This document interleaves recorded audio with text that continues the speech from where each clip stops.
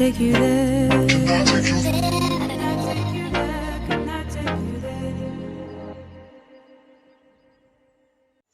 Assalamualaikum warahmatullahi wabarakatuh. Halo teman-teman, selamat datang. Perkenalkan, saya Sofia Jela Farha. Saya di sini akan memaparkan materi bisnis internasional yang berjudul Pengantar Bisnis Internasional Part 3. Nah, di part 3 ini kita akan membahas mengenai aktor-aktor atau pihak mana saja yang berperan dalam bisnis internasional. Nah, yuk mari kita langsung saja masuk dalam pembahasannya ya.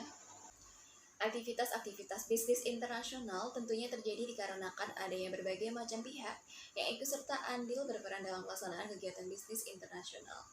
Nah, adapun aktor-aktor dalam bisnis internasional ini ada 3 ya teman-teman. Yang pertama yaitu perusahaan multinasional, yang kedua adalah pemerintah, dan yang terakhir adalah organisasi internasional. Pada pembahasan yang pertama ada perusahaan multinasional. Nah, perusahaan multinasional atau seringkali dikenal dengan multinational corporation ini adalah perusahaan yang memiliki fasilitas dan aset yang tidak hanya berada di satu negara saja, teman-teman, tapi juga memiliki cabang-cabang di beberapa negara lain. Perusahaan multinasional ini akan terhubung langsung dengan kantor pusat mereka karena kantor pusat tersebut berperan sebagai manajemen global yang tugasnya mengawasi dan mengkoordinasikan perusahaan-perusahaan yang tersebar di sejumlah negara.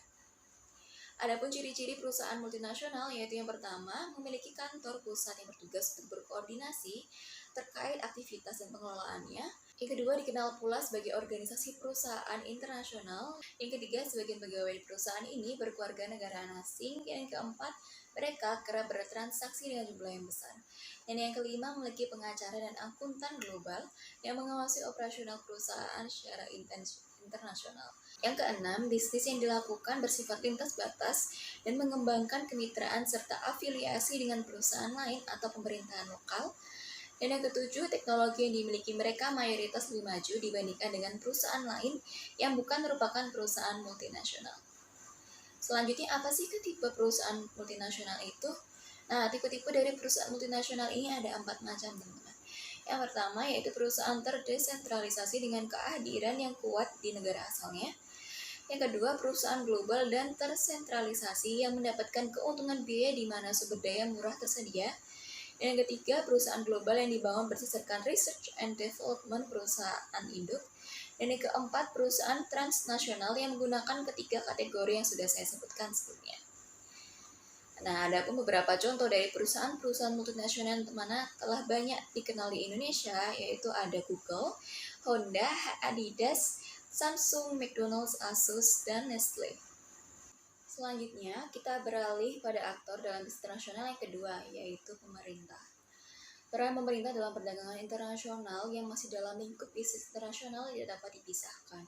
Hal ini sejatinya masih berkaitan dengan sifat perdagangan internasional lintas batas sehingga mendorong pemerintah sebagai pemegang otoritas negara untuk mengambil andil atau peran demi mempertahankan stabilitas dan kesejahteraan bangsanya. Adapun peran-peran pemerintah dalam bisnis internasional menurut Porter yaitu yang pertama spesialisasi faktor, yang kedua menetapkan regulasi, yang ketiga memperkuat standarisasi kualitas produk, keamanan dan lingkungan, yang keempat mendukung kepentingan yang memungkinkan adanya investasi yang berkelanjutan, dan yang kelima mendukung iklim usaha yang kompetitif. Seorang ahli bernama Daniels mengemukakan 2 paradigma pemerintah dalam melakukan intervensi di bisnis internasional, yaitu individualisme dan komunitarisme atau kolektivisme. Peran pemerintah dalam bisnis internasional dilihat dari paradigma individualisme sendiri sangatlah minim. Di sisi lain, pemerintah dengan paradigma kolektivisme lebih berperan banyak dalam pasar internasional. Dan intervensi dari pemerintah sendiri pada dasarnya didasarkan oleh motif-motif ekonomi dan non-ekonomi.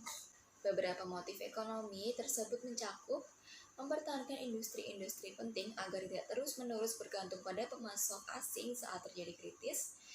Dan yang kedua, melindungi industri berkembang agar dapat bersaing di ranah internasional dan mendapatkan keuntungan yang kompetitif. Yang ketiga, mempromosikan industri demi pembangunan nasional. Yang keempat, menguatkan eksistensi di dunia internasional dengan mengevaluasi perkembangan ekonomi negaranya sendiri dan membandingkannya dengan ekonomi negara lain. Selanjutnya, ada pun motif-motif non-ekonomi meliputi yang pertama, pencegahan kenaikan angka pengangguran dengan membatasi impor sehingga masyarakat dipaksa untuk menggunakan produk dalam negeri yang secara otomatis semakin membuka lapangan kerja domestik. Yang kedua, mencegah keamanan nasional atau pencegahan praktek perdagangan yang tidak adil dari negara lain serta memperluas pengaruh negara atas negara lain. Yang ketiga, maintain spheres of influence agar hubungan aliansi politik tetap terjaga melalui ekspor-impor yang berkesinambungan. Yang terakhir, yang keempat adalah melestarikan budaya dengan melakukan bisnis internasional untuk mempromosikan produk yang masih memiliki ciri khas suatu negara ke negara lain.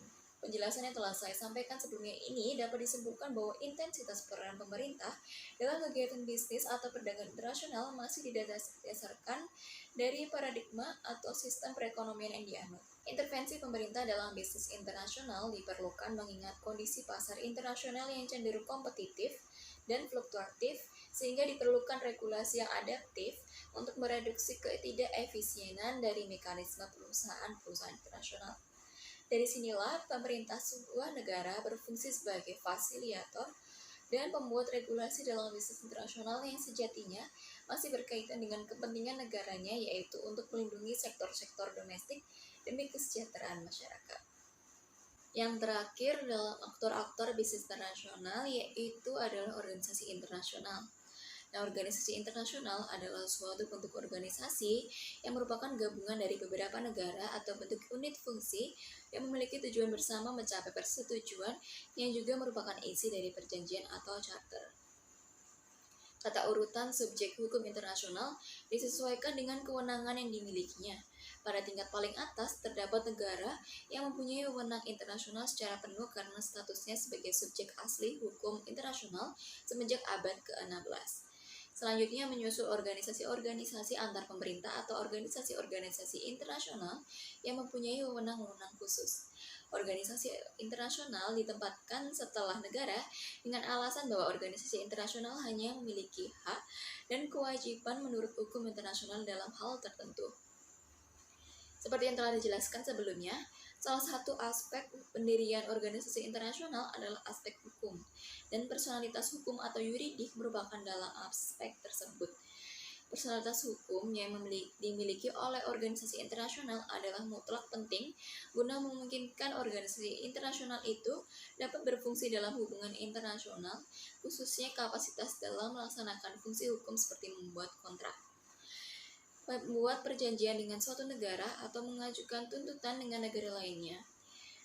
Personalitas yuridik yang dimiliki oleh sebuah organisasi internasional tidak akan hilang meskipun tidak dicantumkan dalam instrumen pokok pendirian organisasi internasional tersebut.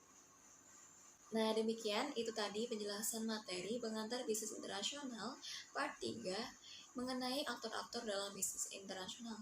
Semoga ilmu yang saya sampaikan ini dapat bermanfaat bagi teman-teman semuanya. Terima kasih sudah menonton video ini. Wassalamualaikum warahmatullahi wabarakatuh.